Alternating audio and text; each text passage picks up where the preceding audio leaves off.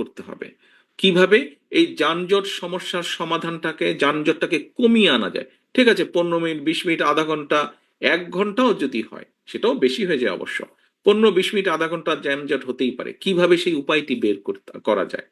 এই যে বায়ু দূষণ, ধুলা বলেন, ধোঁয়া বলেন, আমি অনেকের কাছে শুনি, বাংলাদেশ থেকে যারা আসেন, যে ঢাকা শহরে নামার সাথে সাথে শ্বাসটা বলে ভারী লাগে নিতে, শ্বাসটা অনেক ভারী লাগে।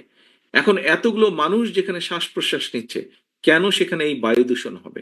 আমরা পত্রিকার পাতায় দেখেছি, আন্তর্জাতিকভাবে পত্রিকার পাতায় দেখেছি, যে গত কয়েক বছর ধরে, 8-10 বছর ধরে বায়ু দূষণের র্যাঙ্কিং এ পৃথিবীতে ঢাকা শহর হয় 1 নম্বর হচ্ছে, না হলে 2 নম্বর হচ্ছে।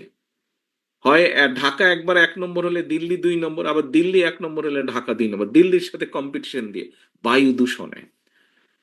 উপস্থিতিবৃন্দ, এরকম অনেক সমস্যা আছে, আমাদেরকে এইগুলো আস্তে আস্তে ঠিক করতে হবে। এই যে কয়েকদিন আগে পত্রিকার পাতায় পরে আমিও দেখলাম, টিভি নিউজে আমি দেখলাম, কিছুদিন আগে ইশরাক তো বসেই আছে, আপনাদের এখানে 39 নম্বর ওয়ার্ড আছে। আমি সেদিন আম্মার সাথে বসে ঢাকার সংবাদ দেখছিলাম, নিউজ দেখছিলাম ঢাকার।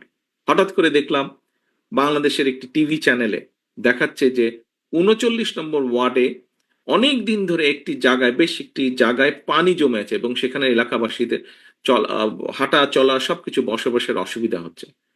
ঢাকার সময় বোধহয় তখন হবে রাত 3:30-4টা হবে বোধহয়। ইশরাক তখন কয়টা বাজে খেয়াল আছে তোমার?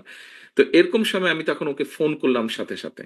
আমি বললাম যে, ইশরাক, তোমার এরকম নিউজ দেখলাম, তো আমার মনে হয় তুমি একটু যাও, গিয়ে দেখো কি করা যায়, কতটুকু ব্যাপারটার কি সমাধান করা যায়।